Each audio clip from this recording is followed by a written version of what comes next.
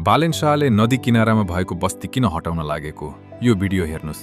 यो सिन्धुलीको Khurkot bus park क्षेत्र हो। आजभन्दा 2 वर्ष अगाडि यहाँ एउटा हाँस्दो खेल्दो बस्ती थियो। मान्छेका सपनाहरू थिए, साना घरहरू थिए। तर एकै रातको बाढीले सबै भविष्य सखाप पारिदियो। यहाँ जुन भग्नावशेष देख्नु भएको छ नि, ती घरहरू सबैले खुन पसिना एक गरेर बनाएको त्यो ओत एकैछिनमा खोलाले खाइदियो। जब खोलाको पानीले घरभित्रका सामानसँगै हाम्रा खुसीहरू बगाएर लग्यो, तब मात्र थाहा भयो नदीको बहाव क्षेत्रमा घर बनाउनु भनेको मृत्युलाई निम्तो दिनु रहेछ।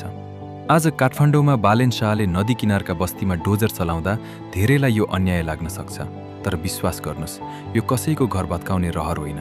भोलि सिन्धुलीमा जस्तै सयौं परिवारको बिचल्ली नहोस् भन्ने एउटा पूर्व तयारी हो।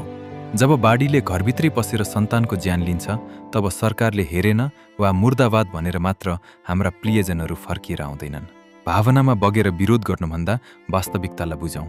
नदीलाई उसको बाटो नछोड्ने हो भने भोलि उसले हाम्रो अस्तित्व नै मेटाइदिन सक्छ।